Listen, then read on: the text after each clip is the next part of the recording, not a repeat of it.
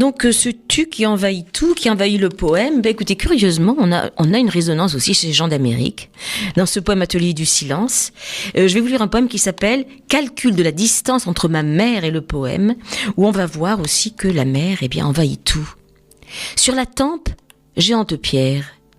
Couchée, elle paraît long sommeil et aucun effort ne révélera le contraire. Debout, fait porte, mais la poussant, on découvre un feu épais, passage absent. Qui saurait l'écarter, l'écarteler, la briser, la soulever, peut-être tout simplement pour attraper verbe? Je pense à tant d'armes, laurier lame, bougainvillier marteau, ciel bulldozer, soleil tracteur, chrysanthème scie, frangipane rapide, aube pelle, printemps râteau, tournesol, hache, hirondelle grue, mimosa pince, tourne l'aiguille, sûre sève pour la poussière, chemin esquissé ou toujours entrouvert, l'alphabet te fait croire dérober le silence. Longtemps sous mes gestes, les instruments rassemblés, la phrase demeure, musique enterrée. Mots mes témoins, au jour naissant, je promets poème incomplet, jusqu'à ce que ma mère se retourne de l'au-delà. Donc là, le poème est consacré à sa mère aussi.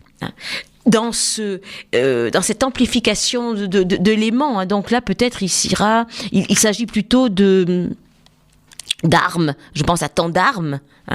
Donc voilà, la distance finalement entre la mer et le poème, elle est très très courte. C'est la même chose qu'on a avec Selmi Assilien. Donc on est immergé, il n'y a pas de distance finalement entre sa mère et le poème. Je crois sa mère est dans le poème, carrément. Donc voilà, elle envahit tout. Elle bouleverse les dimensions. Donc c'est... Oui, on est un petit peu dans le même thème. Alors, il va s'en suivre, bien sûr, finalement, à force de tourner, une montée de la colère, parce qu'on perd ses repères, et la constatation de la perte des repères. Et on va avoir la sensation que dans ce pays bouleversant et bouleversé, et dans ce pays où il n'a pas de mer, l'homme qu'il est devenu ne peut faire face à cette colère qui l'envahit. Alors je vous lis le texte. J'ai des ressentiments de collines qui courent dans mes veines, et des lointains absurdes qui m'assassinent. Les vieilles routes construites dans mon ventre ne sont qu'à moi seul, à tout ce qui me défripe. Je contiens les routes me contiennent. Nous sommes contenus des révoltes, nous sommes contenus des sangs répugnés par les chiens, verseaux des eaux qui nous oublient sous les débris du temps. Des temps qui ont fraîchement froid, des temps qui se tremblent, qui se secouent entre eux, des temps qui nous portent sur leur dos pour des rencontres de rivières, des temps que j'ai croisés en traversant des passerelles dans mon corps. Parle-moi, mère, dis-moi, où finit ton sourire? Donc, lorsqu'il dit, attendez que je le retrouve, des lointains absurdes qui m'assassinent, donc perte de repères et colère. Quand il dit aussi, je contiens les routes me contiennent. Où se situe-t-il dans l'espace? Et quand il dit après, verseau des eaux qui nous oublient sous les débris du temps, où se situe-t-il dans le temps? Et seule sa mère peut-être pourrait le guider.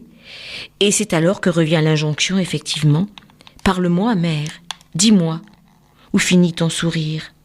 Donc ce sont des mots d'orphelin qui déclinent son désarroi, presque sa perdition. Et on est bien dans ce thème, c'est ça, de l'orphelin qui crie sa solitude. Alors je vais m'arrêter là pour cette émission. Alors finalement j'aurai une émission de plus pour Selmi Assilien. Elle sera un peu courte, mais on finira le texte en beauté. Donc voilà, c'était la Voix des poètes sur Radio Altitude. Et on va terminer sur un petit extrait de Mendelssohn aussi, Romance sans parole. Donc je vous dis à la semaine prochaine. Rendez-vous avec Selmi Assilien. Le dernier, c'est dommage.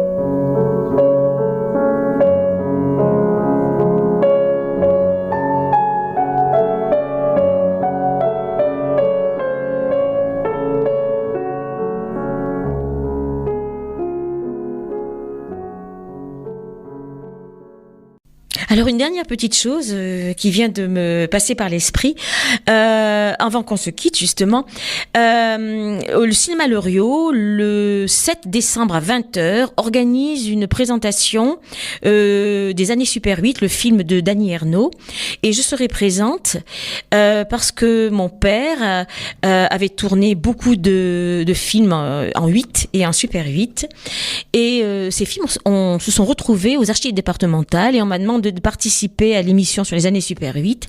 Je vais donc commenter des films que mon père avait tournés en Dordogne, en Auvergne, et où on nous voit, ma mère, moi, toute ma famille, puisque Annie Ernaux est centrée sur la famille.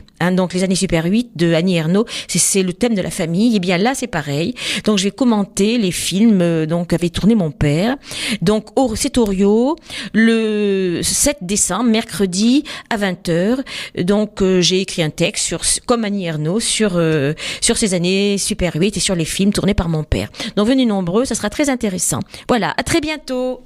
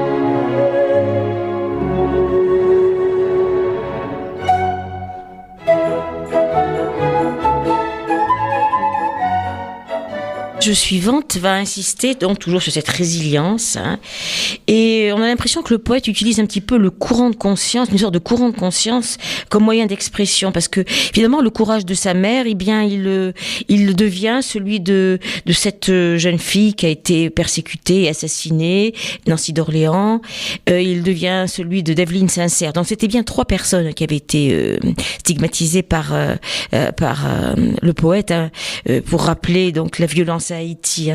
Donc on a l'impression qu'il bien que ce soit sa mère, que ce soit Nancy d'Orléans, que ce soit Evelyne Sincère, eh bien c'est toujours le même combat tragique, avec des souffrances qui se superposent, le même épuisement, dans un pays qui fait naître des rages intérieures.